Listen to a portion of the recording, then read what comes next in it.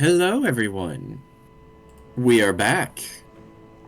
After being gone for a week, we do apologize, but life sucks sometimes. But welcome back, everyone, to the Fury of the Outlands, the campaign that may or may not continue to exist because we all end up being busy with life. No, but seriously, this is still going to continue. That being said, I'm your humble dungeon master, Dan. I am a theater freak and TTRPG geek. And despite doing this campaign for like what? I think we're reaching past a year now. We are only 26 episodes into this damn thing. Oh, I can't tell. Yeah, I can't tell whether to be surprised or disappointed because I feel like we've done way more in the same amount of time. I mean, when life hits you in the face like a flaming semi-truck, you gotta do what you Yeah, can. that's fair. That's fair. It is what it is. That being said, if you want to know what our lives are like outside of the campaign, but not necessarily outside of D&D, go over to the Guys podcast. We've said it before. We'll say it again. We say random shit on there. Parents be warned. Children be horrified. um, our resident world hopping dream traveler Wyra has her own music on Spotify as well. I don't always know how to pronounce that last part, but it's gonna be somewhere in there. We're just gonna flash words in front of you so you know where to go.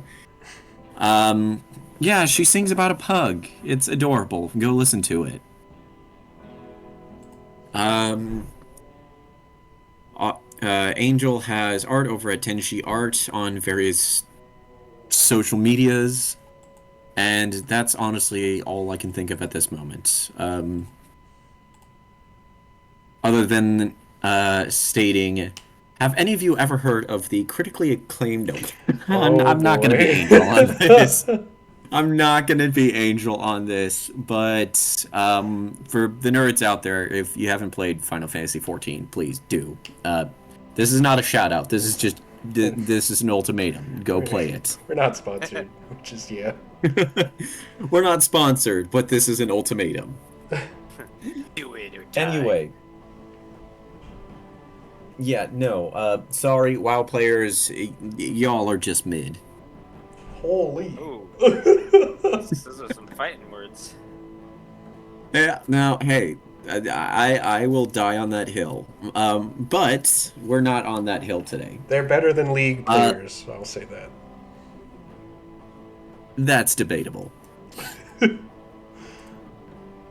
League at least got their own badass TV show out of it. What did WoW get?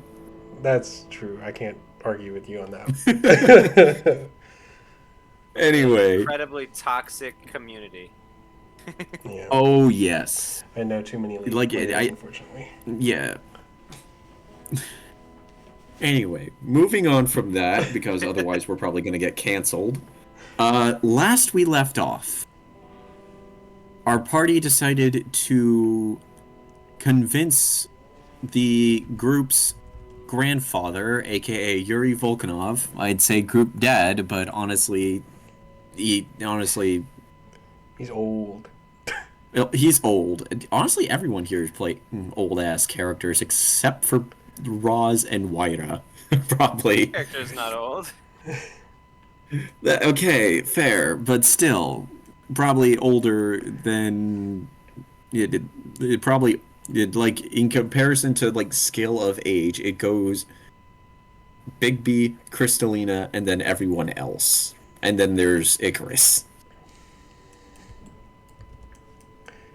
Anyway, the party convinced Yuri to take up the quest that has been sort of plaguing the back of his mind and to traverse through the Maze of Embers to seek out the information about the quote-unquote Volkanov family curse and its ties to the goddess of fire, Rhea.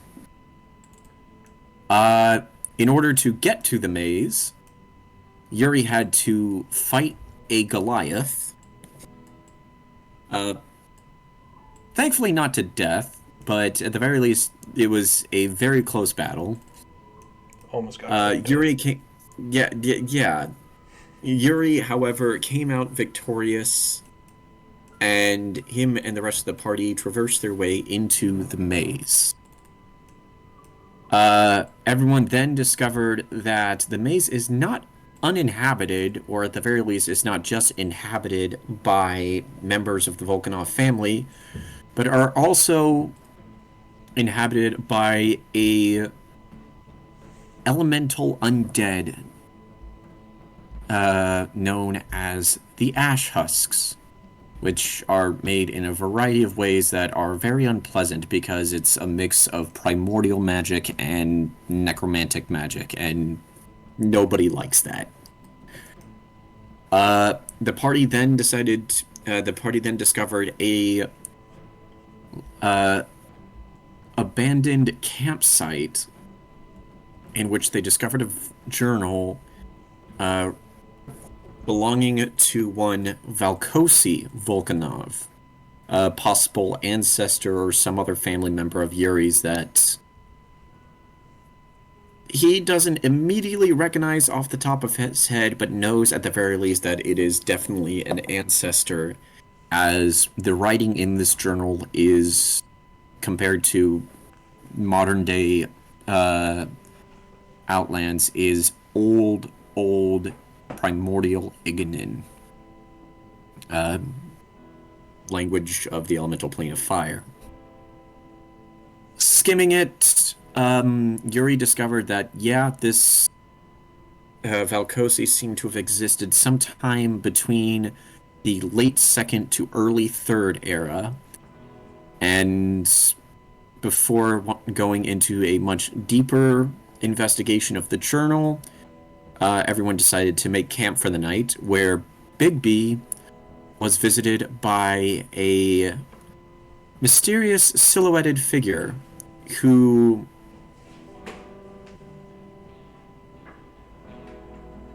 offered to unlock hidden innate power that resided within Bigby. Instead of forming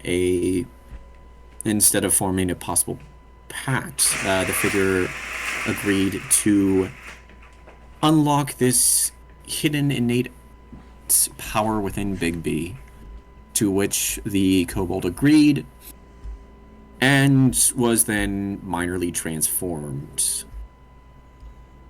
That is where we left off. So now I gotta change the music. So, after everyone gets a night's rest, which, yes, you all do get a night's rest. Yuri, you're most likely going to need it more than anyone else. You all wake up in sort of the makeshift camp that you have here at the maze. Small, sort of thin layer of ash kind of falls off each and every one of you as you begin to rise. And among everything else that you've seen today, or seen since getting into the maze being the most bizarre, the one thing that you immediately see that is probably the most different is that Bigby looks a little bit greener now, and not because of possible sickness. You see that there are like more prominent scales along Bigby's body, green in color, looking less kobold and kind of more in sort of a draconic appearance, as sort of you all wake up.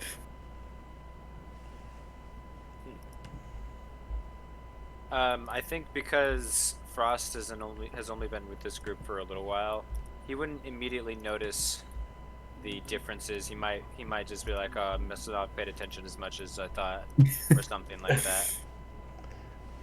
He's still getting to know the group and all. Right. You said Bigby's kind of looking more what color now? Green. They're from compared to what you've kind of normally seen in Bigby, where he's definitely been like he's had scales because he is a kobold, but now the now there's kind of more of a prominent green scaling color to him that kind of looks less like standard kobold scales, but are kind of now more um, around the same sort of size and pattern as what you would see in like Dragonborn or Draconry. I fear you.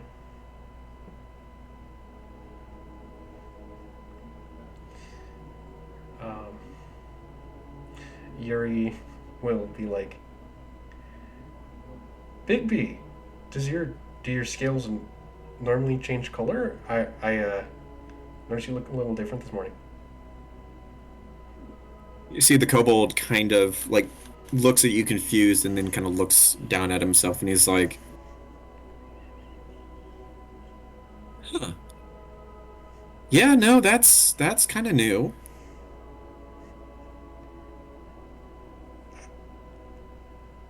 It isn't just me then. No, this normally does not happen to kobolds. Any idea what caused it? Yeah, I might have had someone possibly visit me last night, I think. Get out of the gutter desk. I'm sad that I don't have one of my more comical characters because that would have been absolutely hilarious to respond Next time, man, next time. to. What do you mean? How come we didn't hear any of it?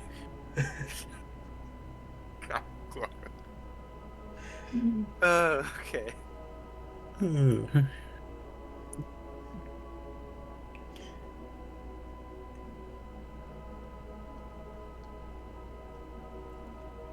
Yeah, no, Arakion kind of looks towards Bigby and is like, what do you mean someone visited you? Bigby just kind of looks and is like, so when I was on guard duty last night, I don't know, like at first I was at the camp and then next thing I know, I was in this sort of forest of some sort. I had only been there once before, but at that point I was dreaming. But this sort of figure, kind of, uh, mentioned something about me having some sort of hidden innate power and offered to like unlock it or something like that. And uh, when I said I might have said yeah, and then next thing you know, this might have happened. What did they look like? It was hard to tell.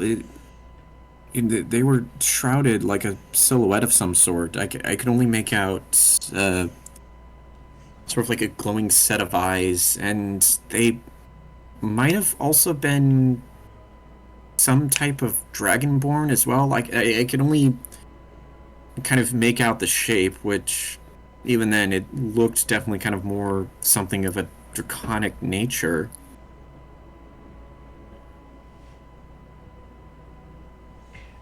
did, uh, did the figure ask for anything in return? Maybe they were kind of vague about it, but this wasn't the first time I ran into them. Like I said, the first time I was in that sort of forest, it was kind of more of a dream. And like they offered like abilities like that before, but I turned them down. But I don't know. I was just kind of curious because like when was the last time you heard of kobolds having some sort of innate power? Well, they are related to dragons, aren't they not? Are they not? They are, yeah, but I mean, I've never heard of a kobold having any sort of abilities like other Dragonborn or Draconry. Neither have I, but this land of magic can be different. I guess so, yeah. But yeah, I mean, like, next thing I know, I was, like, surrounded by magic, which then might have turned into some sort of green cloud of some sort. I don't know, but next thing you know, I had more scales on me, and I guess that actually happened to me here. Perhaps your powers may help explain. Do you feel anything different about yourself? I mean, I definitely do kind of feel more. I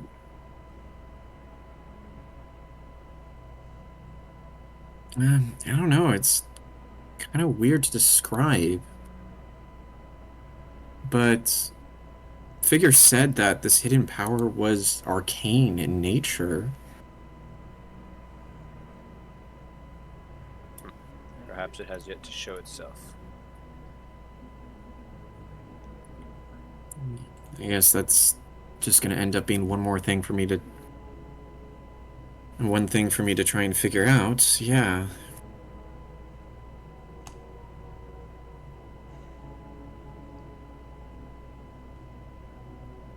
I don't envy you, friend. Exploring magic can be tricky. Especially if you're not exactly used to it, yeah.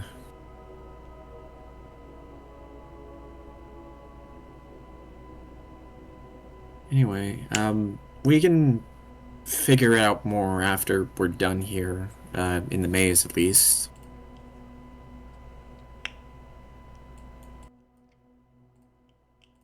Um, does our surroundings other than more ash? Give me a perception check. Very well. Perception. Right there. Aw, 3. This is 6. You I wake up with try, ash in my yeah, eyes. yeah, no, you kind of take a look around and then you realize that your eyes are kind of beginning to feel like itchy for some reason, and like you go to rub them and find like bits of ash in your eye, and you're like, oh, damn. My inner eyelid didn't do anything tonight. But yeah, is there anything else you guys want to do here at the camp before continuing your way? I'm just gonna um eat one of my rations before we get going. All right, Yuri, what about you? Can I kind of hang back and attempt to see if we are being followed? All right, give me a perception check. Oh boy. 17 total. Nice. 17. So you're looking back, and from where it looked like you guys were like originally coming from before you set up camp, there doesn't seem to be any footprints that seem to have gone near or around your camp. But then you look a little further down and you realize the corridor behind you looks a little different. Like you could have sworn, like you could have sworn that it, like you could have sworn, like going down the corridor that there was, like it would have gone for a little bit longer and had like maybe another turnoff. But you look at it now, and it looks like maybe after, like.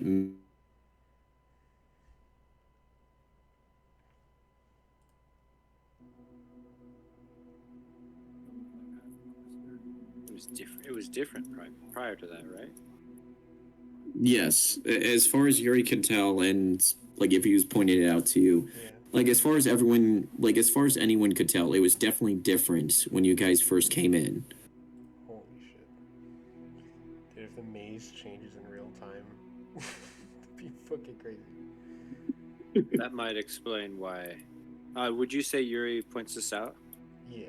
It'll be like, Yeah. yeah, the corridor behind us looks kind of different than what I remember. All right. Then Frost is just going to comment that that would explain why nobody's been able to get through this maze before. This. Looks like we have quite the ordeal ahead of us.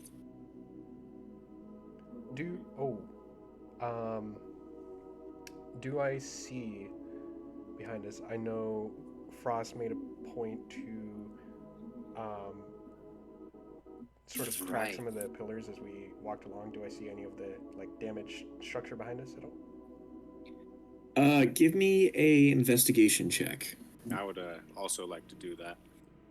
All right, go ahead for the both. Oh, 16.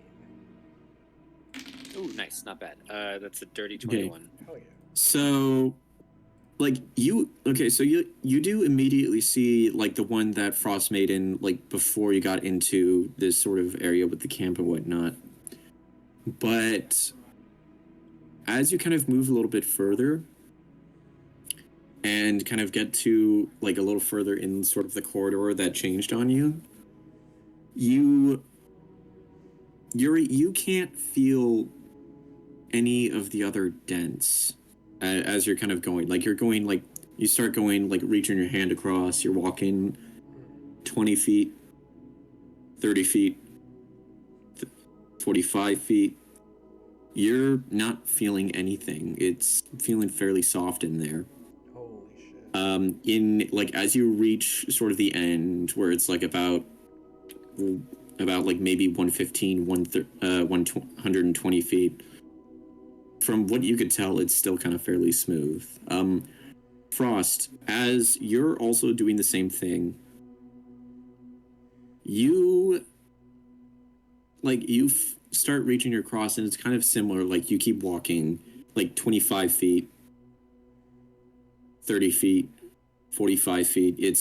You don't feel any of like marks you could have made at that distance. And then like as you get to the edge, you kind of reach up to the corner before it pivots into a turn. And you can feel that you don't feel any of the edges or feel any of the marks that you've made, but you can feel that between the side wall, like the wall that's running parallel to you that you're feeling, and the wall that's immediately in front of you, there does seem to be, at the very least, like in the most sort of minuscule sense, there does seem to be a sort of like smallish space in between the two, as if they were like originally two separate walls that got pushed next to each other. Oh, okay. So like a seam. Yeah. This I'm gonna point it out. Like this confirms it. This maze changes periodically. Marking the way on will not help us from here on in. And I think to save ourselves some time, we might want to avoid taking long rests. That makes sense. If the maze changes as frequently as I fear, then then time is our enemy here.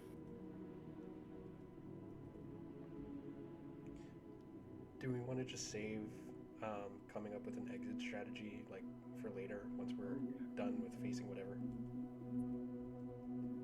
I think an exit strategy at this stage would be pointless.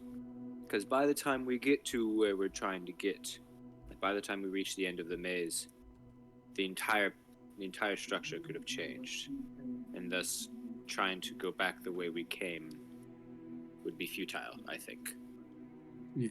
Yuri, as you're hearing Frost's explanation,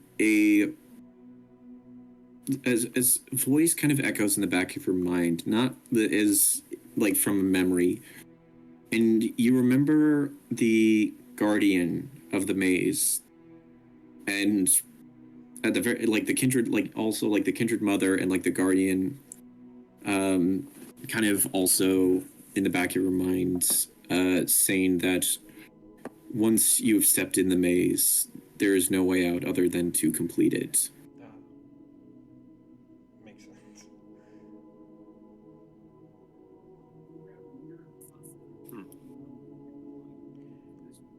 Shall we progress forward?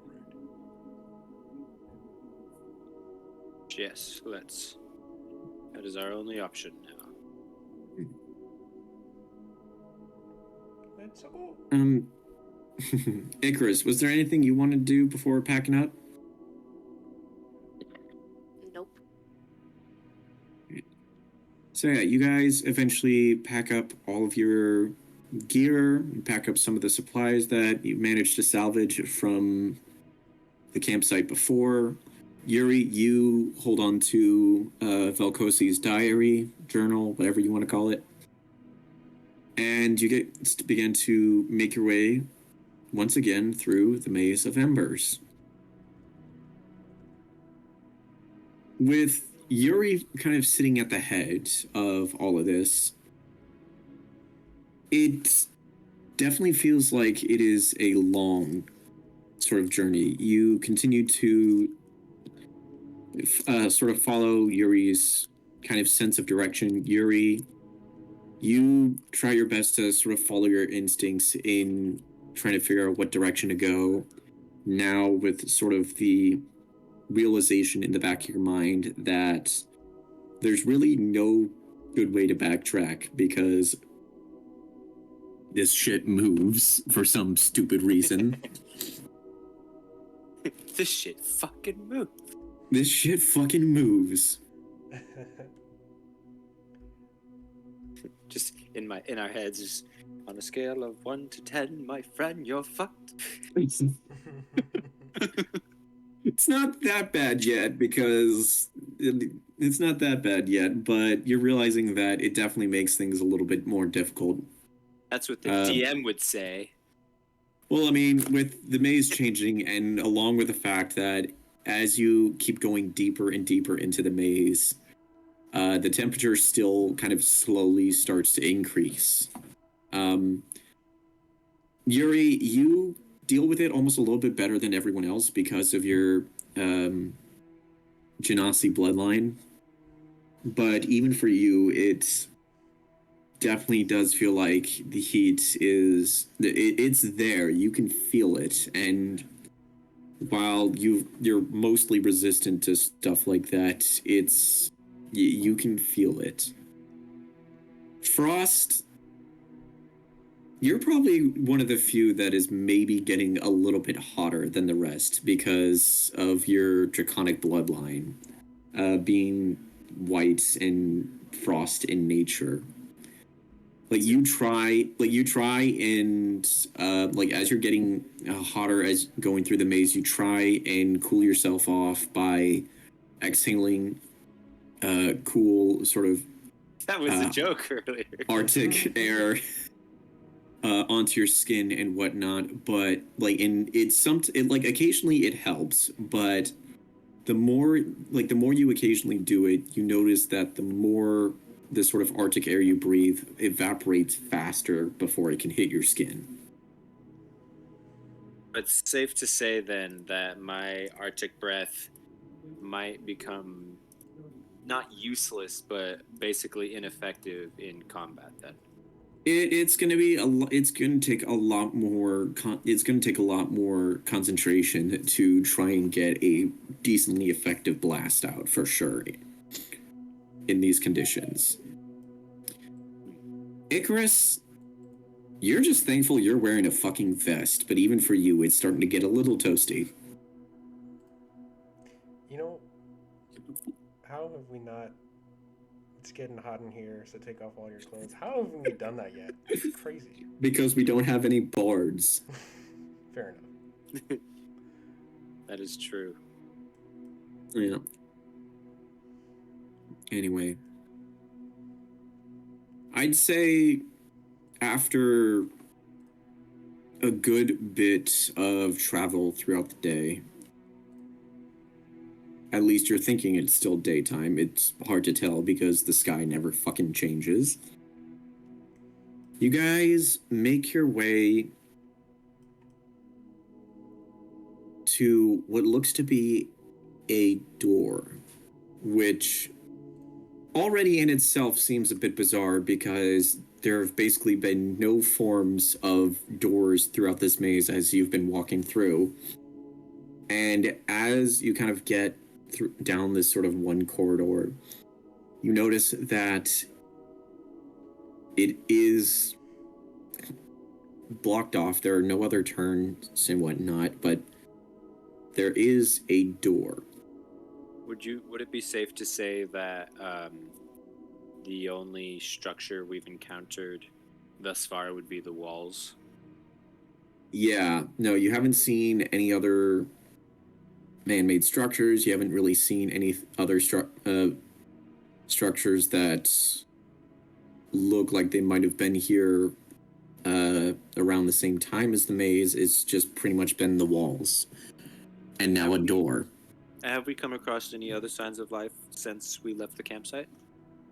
I'm gonna say roll me another perception check on that one. Hey.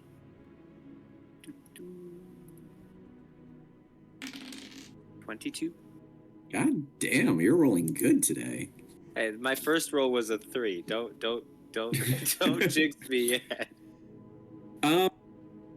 As far as you've seen, the only forms of life you've seen at this moment have just basically been the ash husks, which you guys have pretty much been able to kind of stay away from at this point and not really try and provoke anything.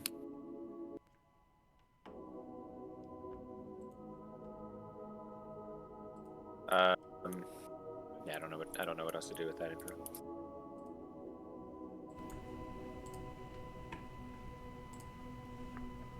I would like to examine the door. Yeah. So getting closer to the door and kind of taking a look at it, you do notice that for one, it looks like it's around the same color as sort of the walls around here, but it doesn't seem like it's made out of the same sort of rock or ash as everything else. I mean, there's like a little bit of layers of ash around the door itself, but the material itself seems almost as it like a mix of sort of like dark stone and glass, giving it almost a glossy sort of look and texture underneath the layer of ash under it. It looks like it's also kind of held together by definitely bars of what seems to be very hard, possibly petrified wood. And it seems like it's all kind of fastened off by possibly some sort of like cast iron or very dense metal. Interesting.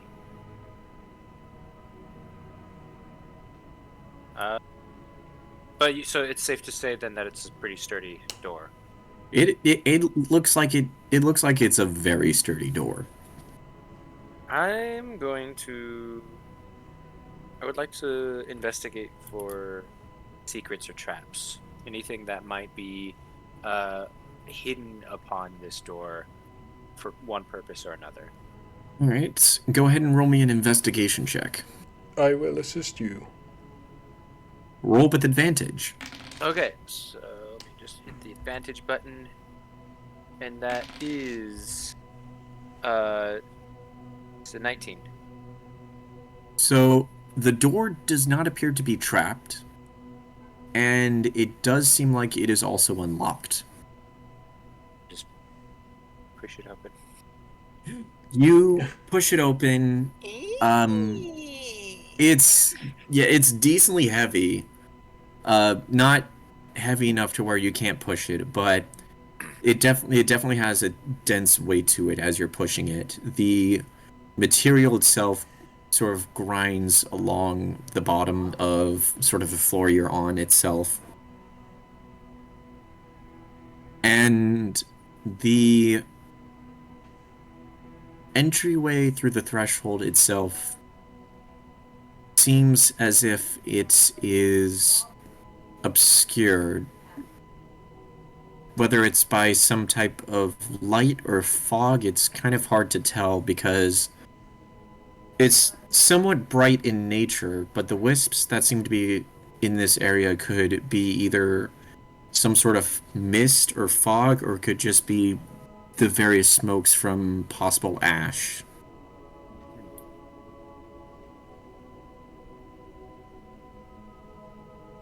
Intriguing.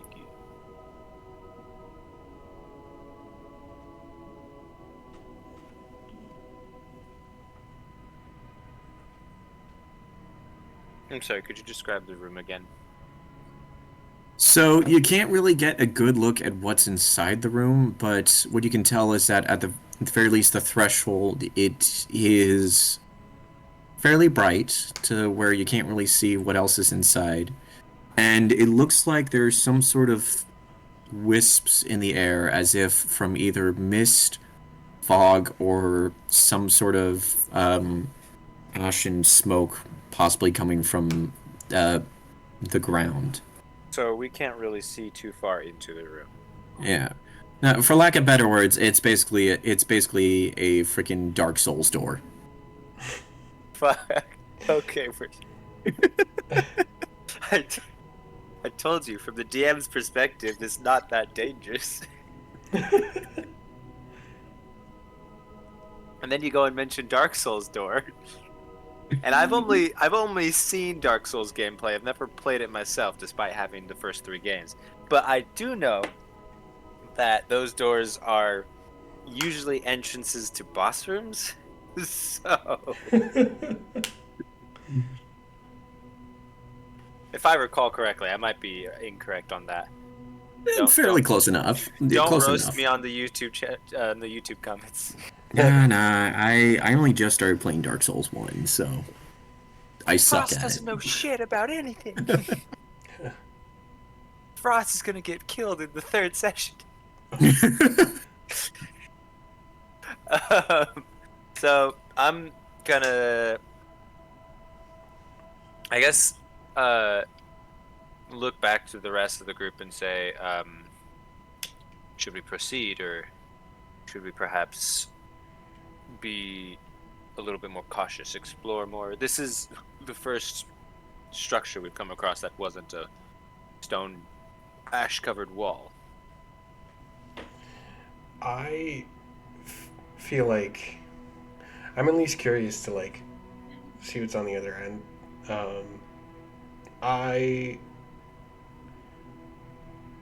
say, are we standing on the outside of the room? You are out. Yeah, you are outside of the room, gazing at the threshold of this Dark Souls door. I'm down to enter, but I'm like, I do think we should be cautious because it's like, yeah. I agree. Okay. So, you all enter, crossing through the threshold. Immediately as you make your way through, the light around you ends up becomes brighter and brighter to the point of blinding all 3 of you. And Alright. now this is where things are going to get more interesting. I need to roll something.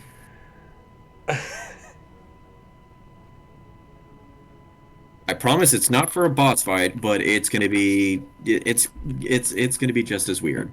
We disintegrate right in front of us. It's a right in front of D6 to show how many bosses show up. everyone. Okay, you're half right. It is a D6. Oh, I didn't want to be right.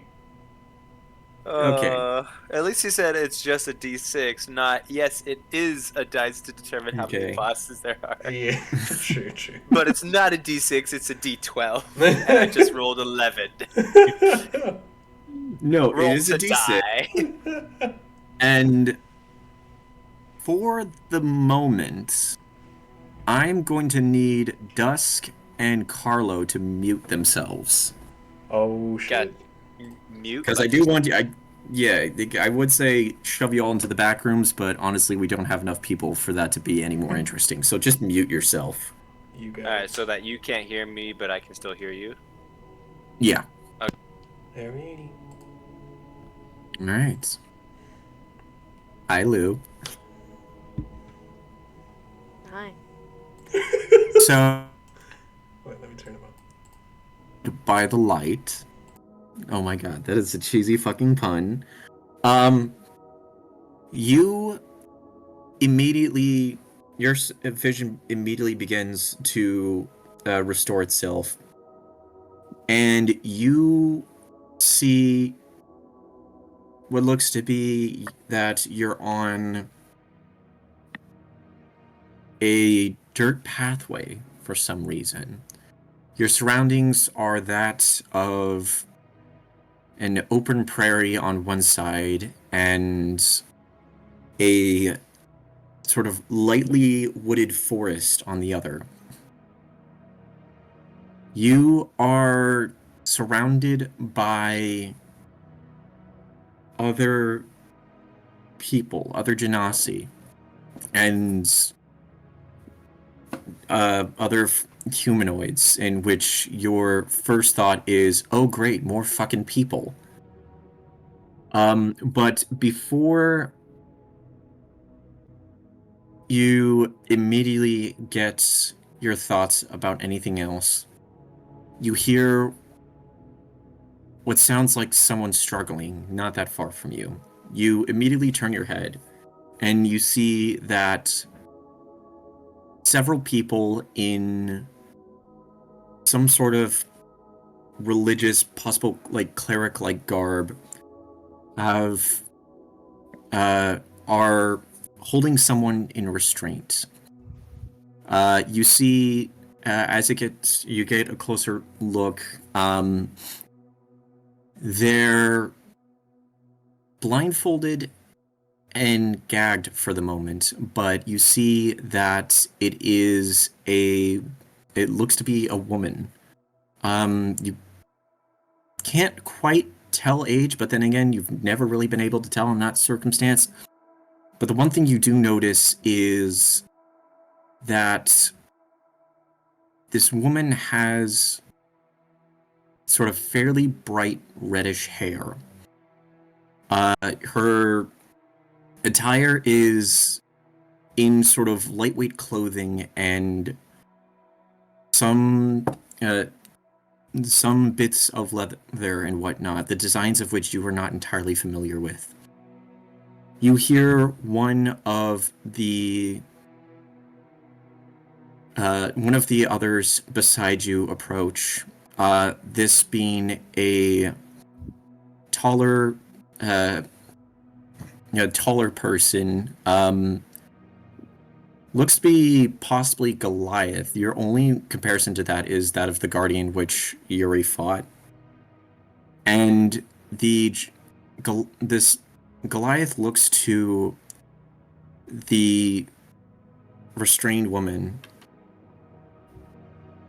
and then to the two guards next to, two guards, just kind of nods his head. The guards keep her restrained, but at the very least, they remove the blindfold and the gag. You see she kind of lets out this exasperated sigh, looks to them, and is like, "Fucking thank you! Took you forever." The Goliath immediately just goes, "Silence. You stand here accused of impersonating a deity. How do you plead?" You see the woman looks and is like, "Wait, this bullshit again? It's not my fault. Just because I have red hair and I punch things with fire doesn't immediately make me a goddess. I told the first person this, and I told every other person that would listen." You hear another person behind you go, "Then why did you keep up with the pretense? If you weren't an actual goddess." You hear other people behind you sort of exclaiming in agreement. She sighs and is like, "Have you tried explaining to a bunch of idiots what they're saying is not necessarily the truth?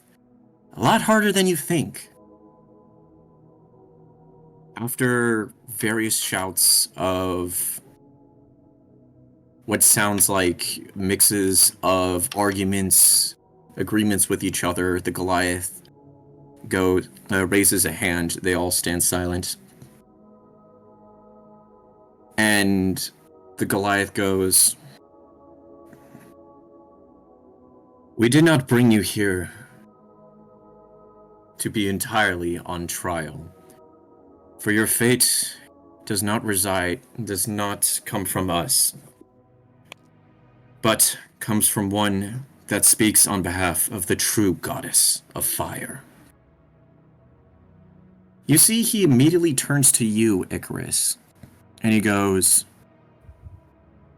"Lord Volkanov, what is your verdict?" And that's when you immediately, at first you're thinking, "What the fuck they just call me?" And then you look at yourself and you realize, you're not actually yourself. Your skin is sort of molten orangish in color, a lot like Yuri's, and you are wearing what looks to be plated armor of some sort, of sort of black, like a blackish purple in color with various tints of red and orange. You're not sure entirely what the fuck's happening, but go ahead and actually give me a wisdom saving throw, if you could, Icarus.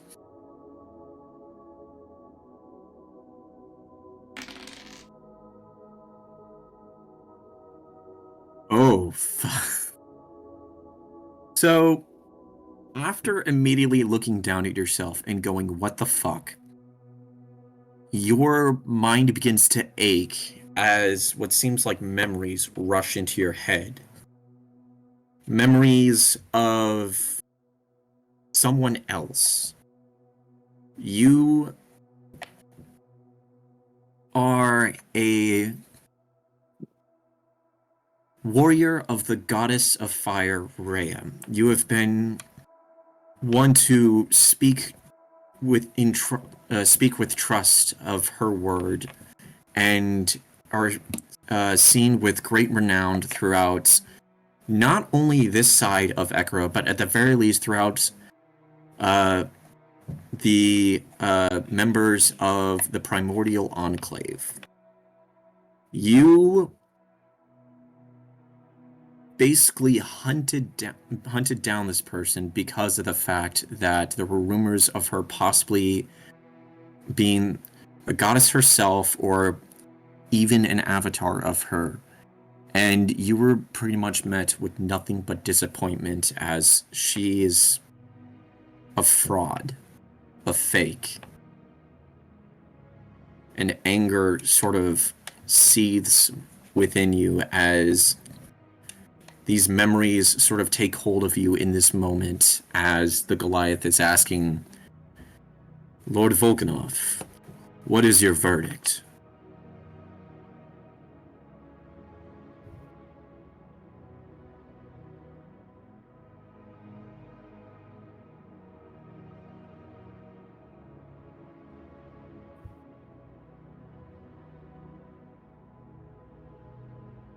I don't know what you expect me to say, but I don't think Icarus would care. He doesn't know these people, he doesn't know the god, doesn't really care. He doesn't know what's going on, nor does he really care about a bunch of mortals. So yeah, he's just he does not give a shit. You No, stand he's there.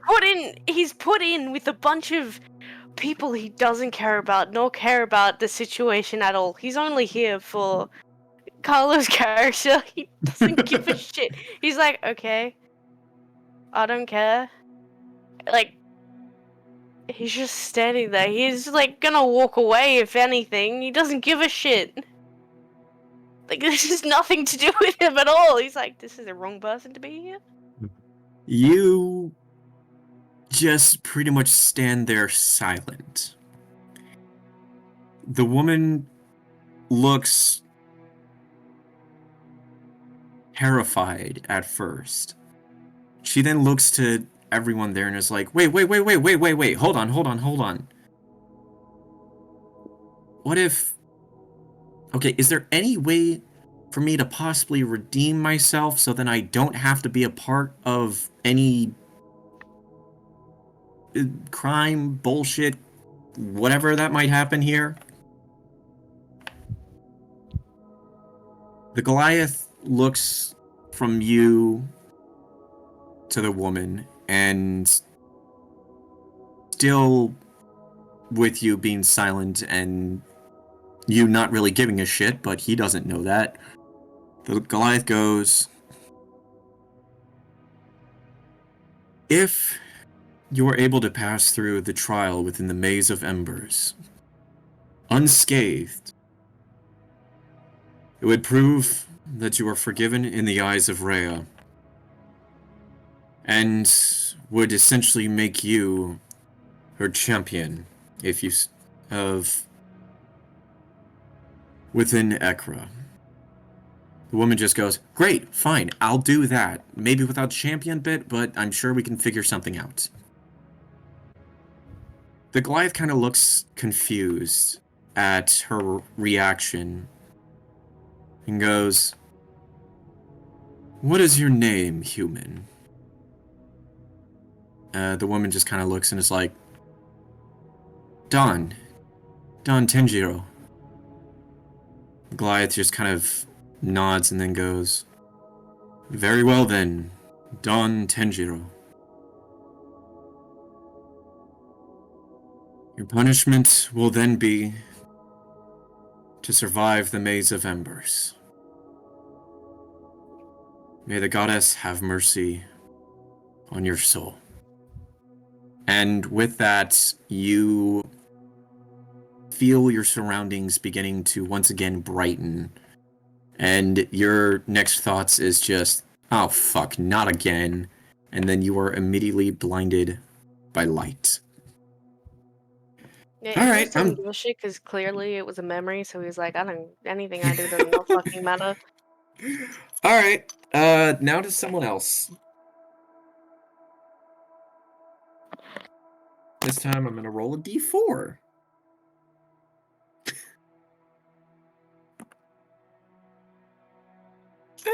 Goody. This is gonna be interesting.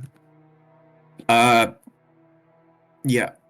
Lou, you can mute yourself, and then Carlo, please unmute yourself.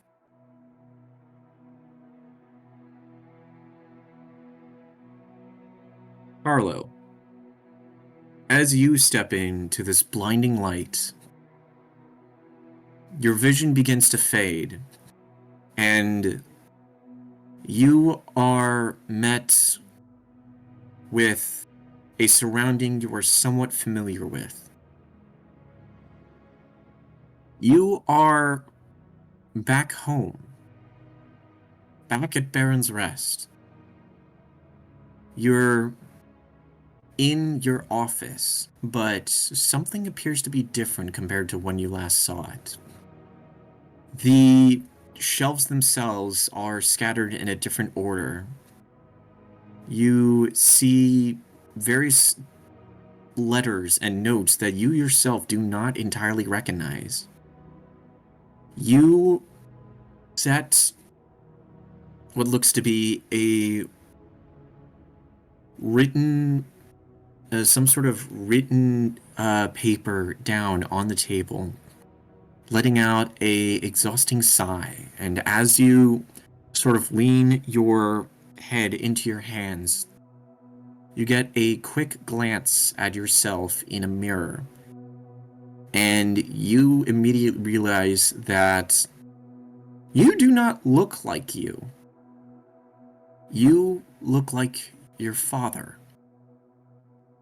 Around the same age that you remember before he left.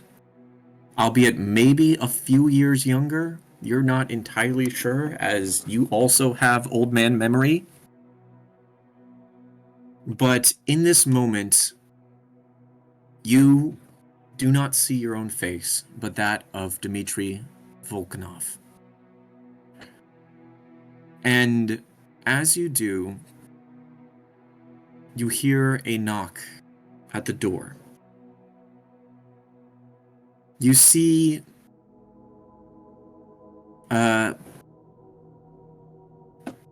you hear a voice at the door. Hey, Dmitry, man, you still in there? You yourself recognize this as Doc Mondari, albeit he sounds a lot younger than he does in your timeline.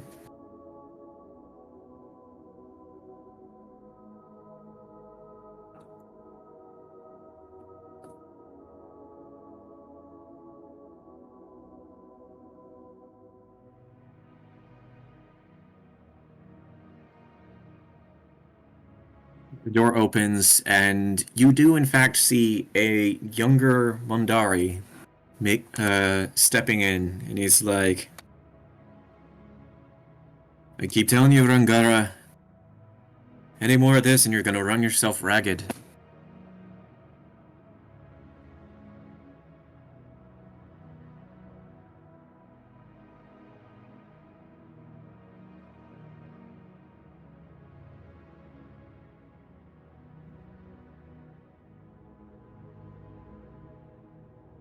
I know, Gara. Look, I ended up getting a notice from a contact of mine. She was a friend within the Sisters of the Flame. She actually ended up becoming their religious leader, as a matter of fact, not too long ago. But she is a Genasi, much like herself, and the fact that she is sort of a bit more of a holy person and whatnot, I figured she might have some insight in your predicament.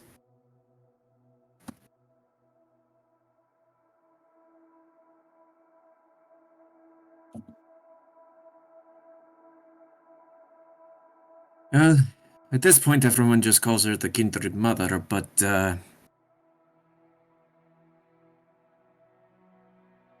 when you go, which probably is the best if you interact her as that when, if you ever go to her, but I knew her as Sayera.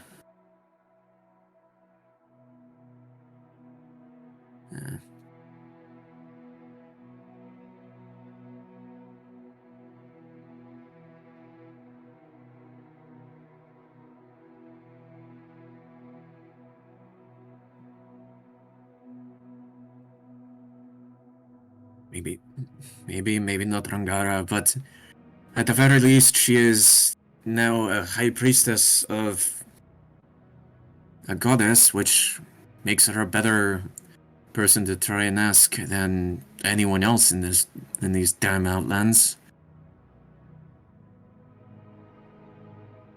She told me that she might have some information on the circumstance, but she wouldn't want to talk about it over letter or over any other, or over the spell waves.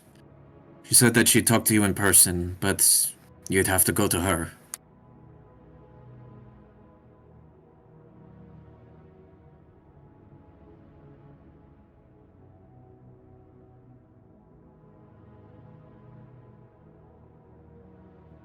You see Mandari begin to leave, and before he does, he looks back to you and goes,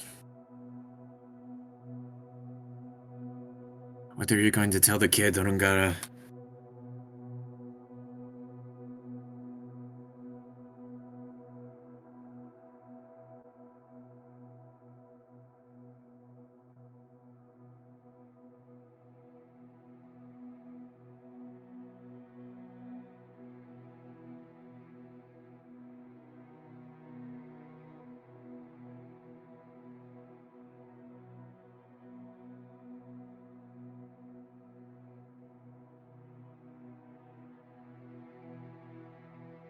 Mitri, you're gonna be gone at the very least for a few days, maybe a week, if things end up going right. But if things end up going wrong,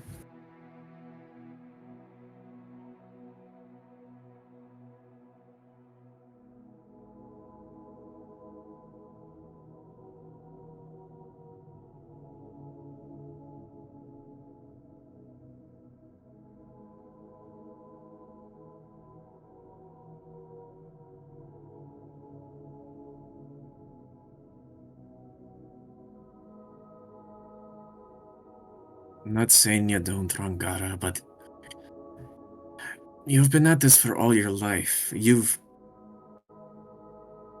The kid is basically grown up and is growing up, and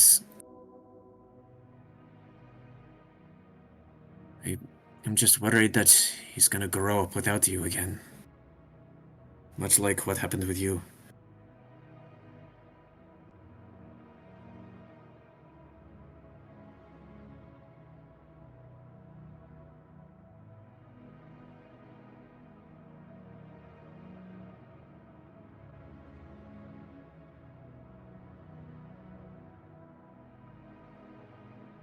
I know that, Rangara. But I also say you're still a scraphead.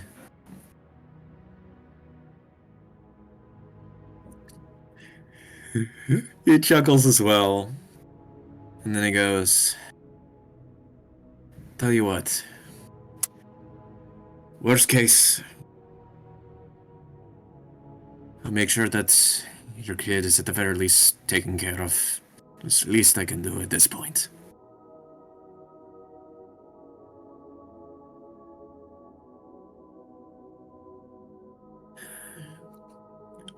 Same to you, Rangara. Though at the very least, I suggest you make your way over to the kindred mother sooner than later. Holy people can end up being impatient, you know?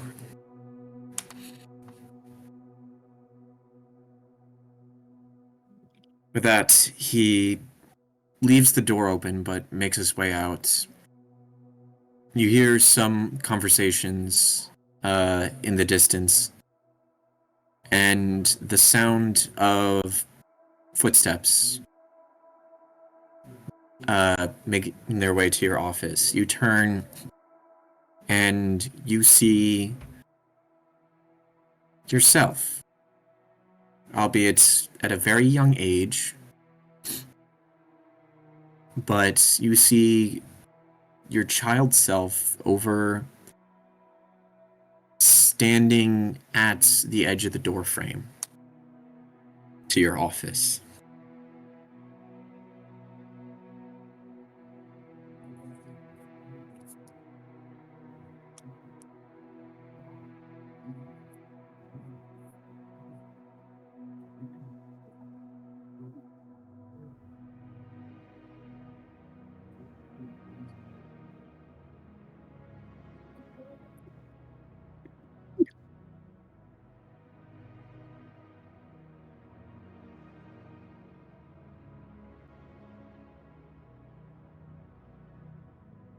You see your younger self. Shit, this is meta as fuck. You see You see Yuri just kind of shrug and look to you with those doughy, childlike eyes and kind of walks over to you and goes, "Are you going to be going on another trip?"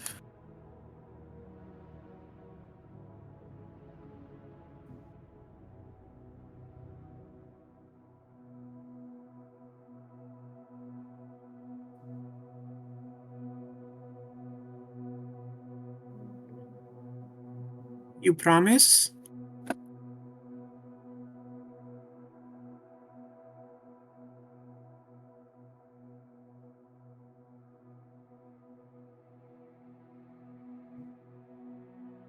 He... Give me a persuasion check, actually.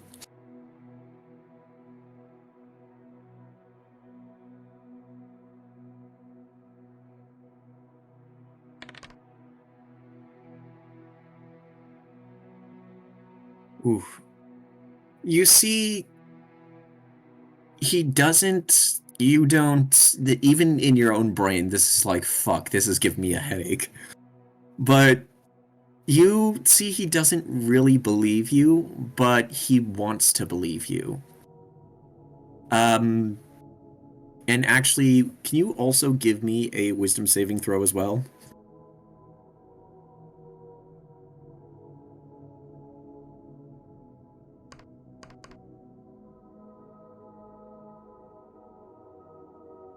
So,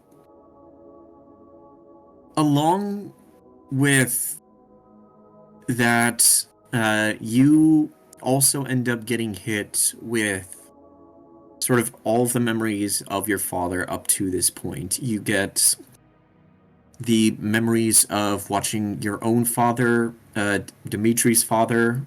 This is getting way too confusing. You see Dimitri's father beginning to walk, to go off on his own, albeit less of a kind of kind-hearted situation than Dimitri is having with Yuri. You hear a young Dimitri's cries asking for his father not to go. You hear conversations of slight assurance coming from your grandmother, Dimitri's mother. Your brain is just thinking, what the fuck is going on right now? You hear occasional conversations of people saying that your father is not coming back. Aggressive, joking, teasing. He did not have a fun life. You see the variety of sort of dedications of study, the various conversations with Mondari, the every occasional arguments about the whole situation with your wife, your mother, what the fuck? But after all that ends up getting rushed, the next thing to sort of immediately hit you at this point, after the slew of memories of Dimitri wanting to ensure that Yuri had a better life and sort of kind of failing at that point, you sort of feel a sense of sort of disappointment as you're in this now current situation with your younger self. As you have basically lied to yourself, your son. This is giving you too much of a damn headache. In trying to assure that this will be a quick trip, because you yourself know that is not the case. But either way, you make that promise to your younger self, and you get hit with a sense of guilt. You're not sure if it's coming from you as Yuri or coming from you as Dimitri, but either way, as this hits, you immediately feel your younger self reach out to hold you in a hug. And in that moment, you hold your younger self in the embrace and around you, the scene begins to once again brighten to the point of blinding. In which case, your next thought is most likely, oh shit, not another headache, before you are immediately blinded from the scene. All right, Carlo, would you mind muting yourself? And Dusk, you're next. Oh man, I just gotta say, your voice acting skills are impeccable. Both of you. And secondly, why you gotta make me cry like that? It's not fair. It's not That is the fair. point of all this. It's not nice.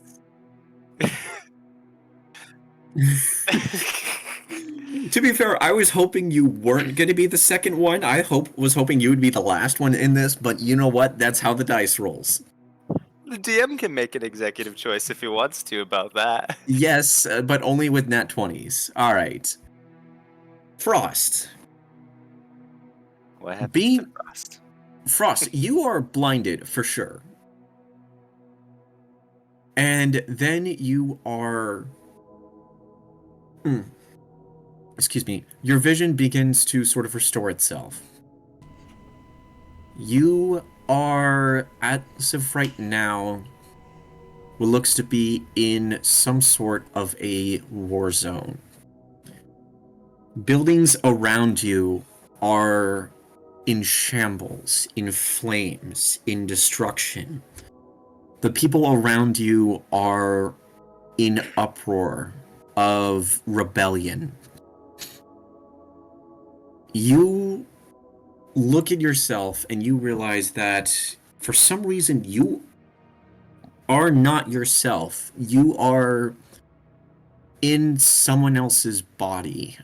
Your skin is no longer scaled, but is smooth and orange, and sort of an orangish red, like Yuri's.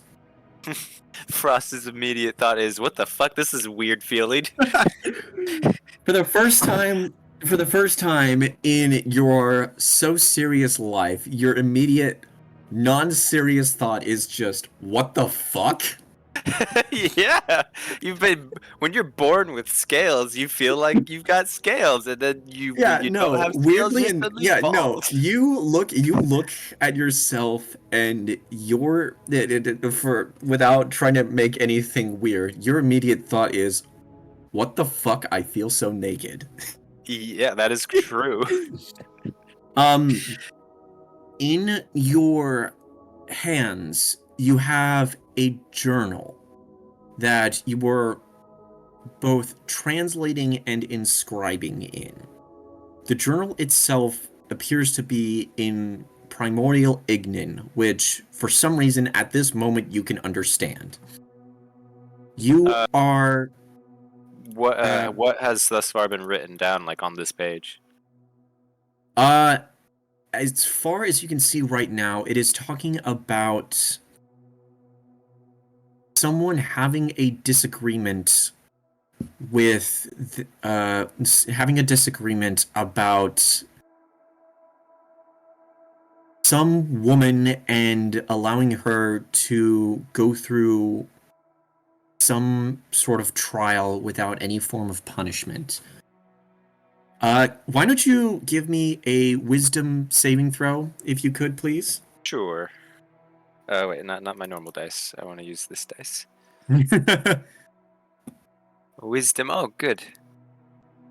Part of me hopes I fail because of what the others. Okay, I got a 19. 19. So you are able to maintain your mental self in this instance, but you also get flashes of memory from whoever you are, for lack of better words,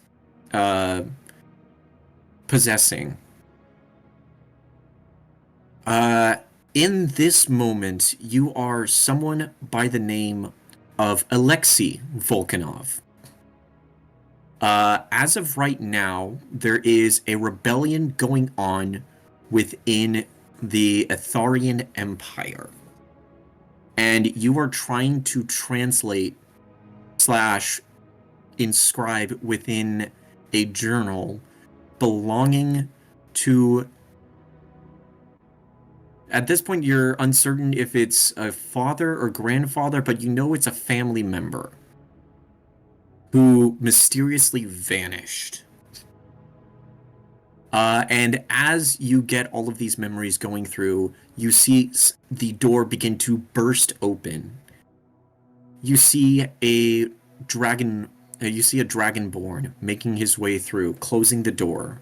The dragonborn is blue in color. He looks to you and goes, "Oh, thank the gods you're in here. It's a fucking riot out there." I'm gonna just look at them and say, "What's going on?" Well, everyone within the fucking city wants to overthrow the royals, and last I heard, our governor just got executed. That's a step up.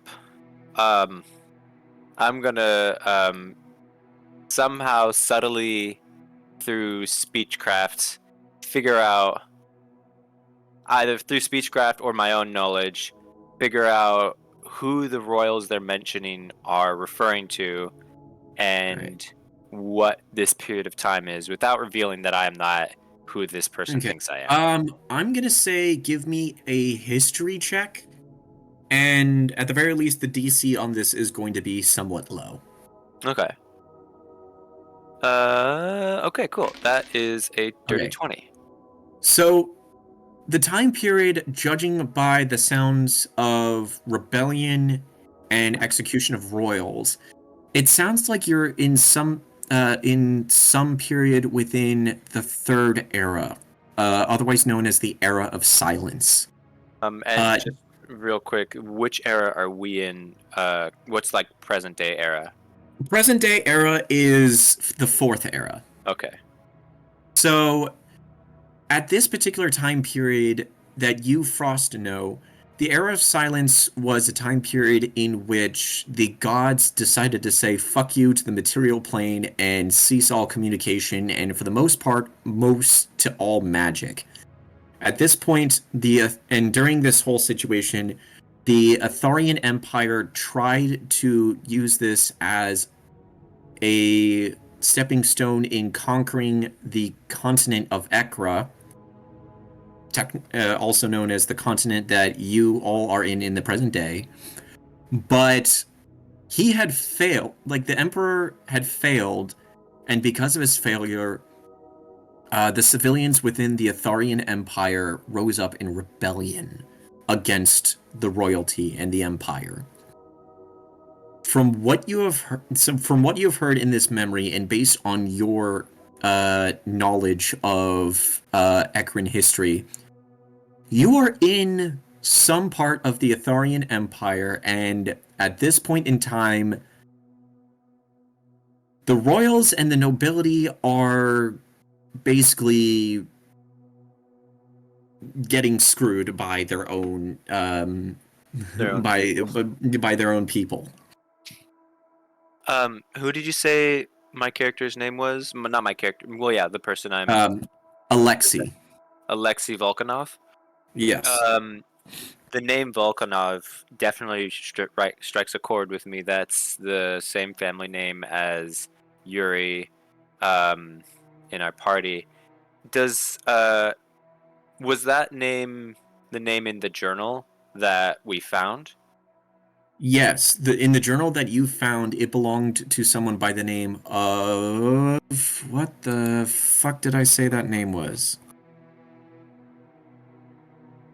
I'm trying to remember, but now I cannot. I actually gotta scroll up to find it. Da da da da da da da. Where the fuck? I think, if I remember correctly, it was Valkosi Volkanov. Oh yeah, it was. Yeah. So you as Frost think back to that journal, and you then look at the journal you as Alexei hold. You're not having a huge headache, but even for you, you're like, what the fuck is going on? This honestly looks like the same journal. Albeit not as much is written in here compared to what you guys have in the present timeline, but you know based on its handwriting and based on the material it's made out of, this is Falcosi's journal. And as you're kind of in that whole realization, you see the Dragonborn look to you, look at the journal, and go, "Please tell me by the name of Caldras you are not going over that damn journal again." I'm gonna look at him and say, was I actually? If I don't remember. I don't remember properly. Was I actually going over it as I possessed this person? You were. Okay. I'm just gonna look at them and kind of close it, put it sheepishly behind my back, and sarcastically say, "No." Give me. No, you don't need to roll. You hear the Dragonborn mutter something in Draconic, which you know you should understand as Frost, but for some reason you don't. And then he just kind of looks to you and is like, "Alex, I told you. That journal is going to be a dead end. It doesn't matter what Valkosi wrote. You're not going to find any answers in it." Answers are subjective. We may find, even if we don't find the answer to the question we're asking, we may find answers to something. So it doesn't hurt to look either way. You see, this Dragonborn just kind of tilts his head in confusion, is like, "I swear, you've gotten more and more crazy every time you've read that damn thing. Look, I know Valkosi was a member of your family and he mysteriously disappeared. But look around you. It's starting to become fucking chaos. At this point, everyone's disappearing." What do you want me to do about that? There's nothing that you or I could do about that. The people are angry at the royals, and I might say rightfully so. But regardless, this is something, and as I say this, I kind of put my hand on the journal, kind of pointing at it aggressively. I say, this is something that I can follow. That's easy for you to say. You and your family are basically fucking descended by some of these fuckers. That's the only reason that you're still alive right now is because you're fucking exiled. Yes, and perhaps that was a blessing in disguise. Gives me a chance to find the answers I'm looking for and saves me from this debauchery, which I can't say that I am in agreement with the methods of the people, but their anger is justified. Now you're becoming a preacher. Fucking great. Look, if you want, I can contact some of some friends I have close to the closer to the territories within Tyrus. Maybe I can see about getting you and your family out. But the only way for that to work is if you give up on trying to research Valkosi. Please, I beg of you, friend. At the mention of family, Frost in his head, he's gonna go like, "Oh fuck." At first he thought he didn't think about that fact that this person that he's within might have loved ones, and so with that he's going to look at the journal, and then look to this man, and he's gonna to this Dragonborn, and he's going to say, For now, I'll put this on hold. Meanwhile, Frost is in his head. He's like, I can't be doing this shit. I don't know where I'm supposed to be right now. I don't even know who this person is. Frost, for the first time that you felt in a long time, you are not in control of what the fuck's going on. And you have, like, as serious as you are trying to be right now, you are confused, slightly panicking, and you are realizing you cannot deal with this shit. The Dragonborn just kind of sighs, opens the door again, kind of looks around, and is like, "Alright. We have to move fast, though. I think all the others are starting to end up going on the hunt. Which is the last thing we fucking need right now. What do you think the chances of them taking their anger out on us would be? Well, that depends. How open were you about the fact that you were an exiled noble? I can't say that I would blab about it, but I don't think that I can't imagine my family would have, or not my family, but the nobles around us would have been any quiet about it. That's a victory to them. Alright, well... Nobles like to brag. Alright, well... Let's see if we can actually get to your family, and then we'll see if we can get close to the frickin' gates. Worst case scenario, we can find one of the tunnels within the fucking, somewhere else on the other side of the wall. And maybe we... Might there be a safer place than the gate? So the gate might not be safe in any way. Tunnels it is, then. I'll see if maybe one of my old runner contacts is around there. At the very least, they can take you to one of the draconic settlements in Tiras, or maybe one of the other city-states that are there. I want you to prioritize my family first. If nothing else, take them to their safety. Leave me behind. Ensure that they are safe. If shit hits the fan, maybe, but... Let's focus on at least getting you out of the city. Yes, let's. And with that, I'm going to look around the room. Is there anything other than the journal in my hand that seems important within the room? You look around, and there's the immediate thing that you can see are various amounts of sort of standard supplies and sort of just kind of household items and whatnot. But the one thing you do see that is at your side is a sword. Okay. What's the sword look like? It looks like a greatsword of some sort, but the design on it is sort of thin and curved, almost like a scimitar. Oh, it's a messer. Close enough, yeah. All right. Well, I mean, in D&D things, it's the greatsword's a greatsword, but in the real world, there are differences. Sorry, carry on.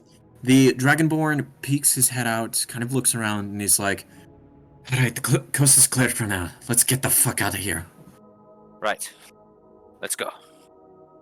And You... I'm just gonna pocket the book, the journal, and begin to follow. You pocket the book, you begin to follow, grabbing the sword at hand, and as you make your way through, with the sounds of rioting and explosions, you start to run across, and as you do, your vision begins to brighten again, and you as Frost kind of look and is like, "Oh, what the fuck now?" And then you are once again blinded. You, actually, with that said, I would like everyone to unmute, please. You can come back. That was... Holy crap. I've never had to improvise like that before. Surprise, fucker! No, it's surprise, motherfucker. Appreciate it. So you all, your vision once again begins to restore itself after being blinded again for all three of you. And as that happens, you see yourselves now in what looks to be some sort of room. You can see the others around you. You can see that you are yourselves again. In which case, Frost, you're thinking, "Oh, thank God, I'm back." Oh, I've got my normal skin. I've got my scales back. You see that at this point you are in different sides of the room itself, albeit not that far from each other. But as you do, you look at your surroundings and you see there are what looks to be tapestries and podiums immediately in front of you. Um, Yuri, the one that you immediately see looks as if to be one of your father, Dmitri. Um, Axe in hand, uh, sitting in the office with a child you in embrace. Frost, you see what you can only assume is Alexei Volkanov, making his way through the ruined city, book in hand and aided by a blue dragonborn. Who I never asked his name, which I should have. Oh well. Yeah. And Icarus, you see a tapestry of what you're assuming is the guy that you accidentally possessed but didn't really fucking care about. Standing in front of what looks to be the woman Don Tenjiro, still held in restraint, but at the very least, looking at the Lord Volkanov and his entourage in some sort of, for lack of better words, in some sort of terrified haggle. The podiums in front of the tapestries have the names of the person emblazoned in front. And you see there is what looks to be a mirror of some sort in on top of the podiums themselves. You look around and you see that Crystalina, Arakion, and Bigby are all kind of standing in similar areas with other tapestries, and they're all looking bizarre and confused. So I think it's safe to say we all experienced visions of somebody else's past. Yeah.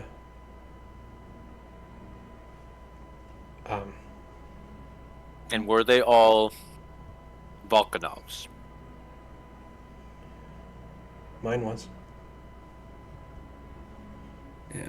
Bigby is just like, yeah, same here. Though honestly, it was weird to be that tall. Now, how do you guys deal with that? We duck. I say in the most Yeah. serious voice, we duck. Yeah, Yuri, you look around you after being in front of your father's tapestry and podium, and you do see that Frost and Icarus and everyone else are in front of uh, the same thing, but from different people. You see Frost's is Alexei Volkanov. You see Big B was standing in front of Valkosi's. You see Icarus's was standing in front of another. The only name that is read on that one is Lord Volkanov. The first name appears to have been, looks like either sanded off or possibly worn off by time. You're not entirely sure. And the same thing is seen in Arakion's and Crystalina's podiums, where first names are written off, but the tapestries, at the very least, are still there.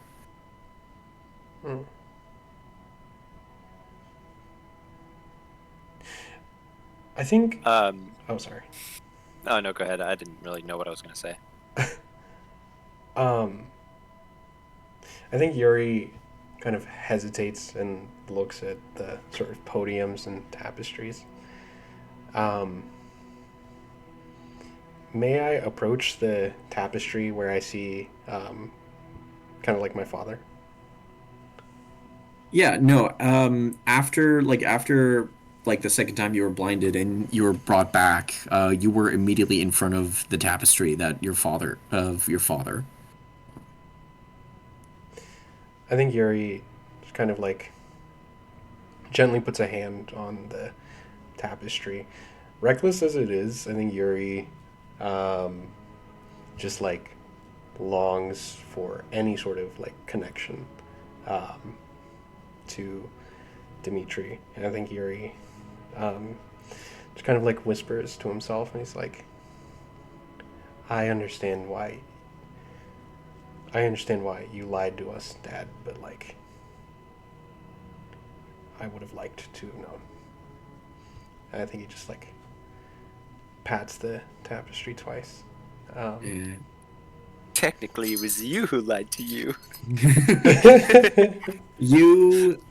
You say this under your breath, kind of touching the tapestry of your father, looking up, seeing the sort of tender and yet solemn face of your father in this particular moment that is frozen within the tapestry.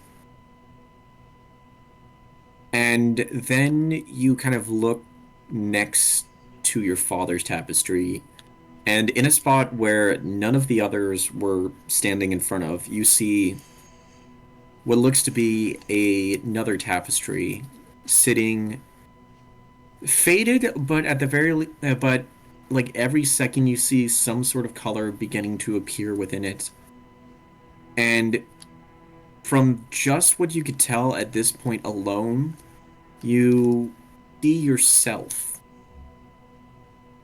and in this new tapestry, and uh a podium is set up in front of this particular tapestry piece itself with a mirror and with the name Yuri Volkanov written on the edge of the podium.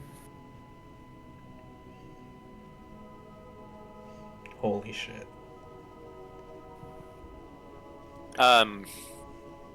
Frost is gonna approach Yuri, see the mural and its likeness, or not mural, the tapestry and its likeness of Yuri, and the mirror and his name. Look at you and say, I don't know much about your family's history, but I think we may have found at least a clue to the source of its curse. Yeah. Yuri, give me a insight check. And actually, this could go for all of you if you would like. 3 of us. Yeah. Okay. 15 on Yuri. 18 for Frost. Jesus Christ. And a 19 for Icarus. Hell yeah. Beautiful. Okay, so all of you can kind of assume, based on your visions and the tapestries themselves, that each of these tapestries depicts a important event within these persons' lives that kind of pivoted to a direction of change, or to the very least, a pivot into the direction of their story leading to being here at the Maze of Embers. With Alexei Volkanov, it was during the time of war and going through Velkosi's journal. With Dmitri, it was when Doc Mundari gave him the information about the Kindred Mother. With the Lord Volkanov, it was condemning Don Tenjiro to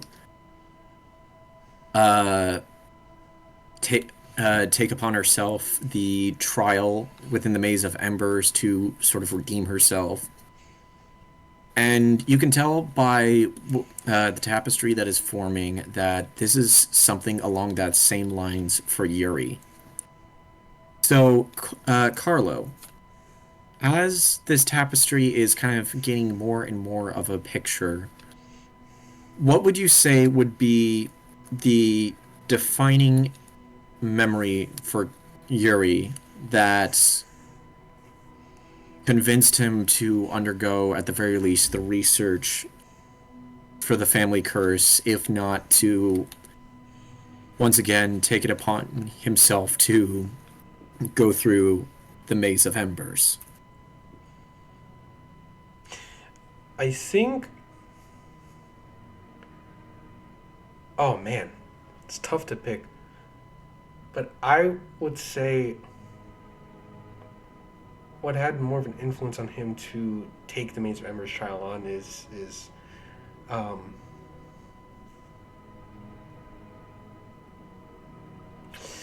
uh,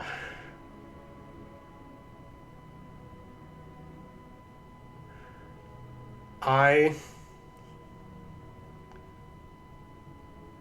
would think that it was the memory of being handed the book all the way um, back when he was first starting his journey at the excavation site, um, and learning about the goddess Rhea for the first time. I think um, I think Yuri knew absolutely nothing about the goddess, the trial, the maze. Um, so I think just being put on that path um, by the wizard we had rescued, um, I think was what ultimately led him to make the choice to enter the maze. So after a few, like, tapestry being at the undefined in this silhouette, you see it to take form of a picture of of you talking to the one tiefling priest at the outpost within Sisters of the Flame territory. Right at the two of you kneeling at an altar of the goddess Rhea, and the priestess herself giving you a amulet of that depicts a symbol of Rhea. It starts out fairly vague at first, but then it eventually begins to take shape and color as this image begins to input itself onto this new tapestry. And after it gets to a point of it being sort of in full form, you see a line of text appear within the mirror in front of your tapestry. And it reads, "While fate can be changed, those who have the power to change it choose not to." It sounds like bullshit. The lines of text then begin to fade from the mirror. And as they do, you hear on the other end of the hall that you are in a door which was not the one you walked in, but is a new one entirely, begins to open up with a grind, revealing the continuation of the path within the Maze of Embers. Either we're going in the right direction and what we're doing is working, or this this puzzle just gets deeper and deeper. I wouldn't put it past whoever designed this maze to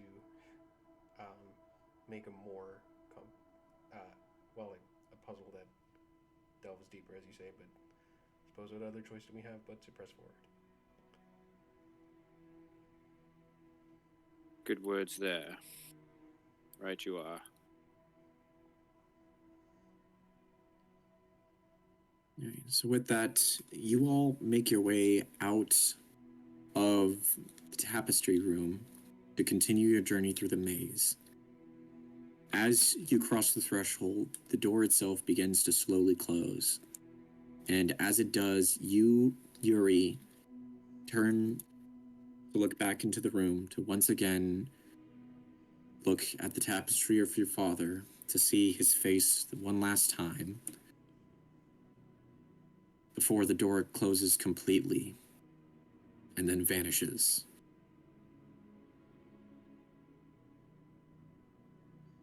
Leaving you to only trek forward and continue deeper within the maze. Well, And with that, I think is actually a good spot to call it. yeah, that's a great cliffhanger, I gotta say. Yeah. Yeah. With that, at the very least, for everyone who is not Bigby or Yuri, I'm going to say y'all can now level match to level 7, because those two got to jump because of lore reasons. So at the very least, everyone except for Bigby and Yuri levels to level 7. Let's go. Apparently, I was already at that point. I guess I Oh, shit. didn't realize that I was supposed to be level 6. You know what? That is fine. At the very least, if you want to maybe take a level off and dip into another class at that point, up to you. If you want to keep it a cleric, up to you. Clerics are good for me. The cleric's good for you. Yuri, you're stuck with nothing. Icarus, figure out what the fuck to do with your character. And then worked.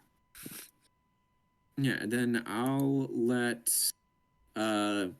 Wyra and Angel know that they can bump up to level 7. Bigby is already at 7 because of roleplay reasons. Mm-hmm.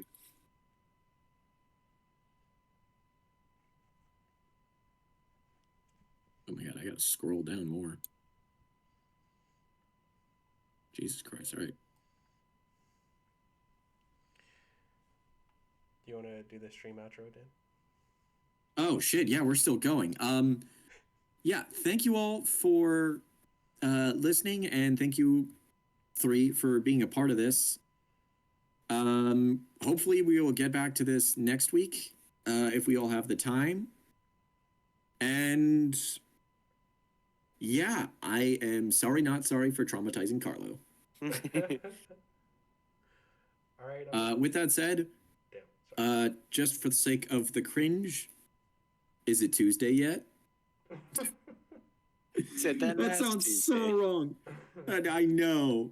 It sounds so wrong. All right. I'm ending the stream. Bye, stream. Bye. Bye.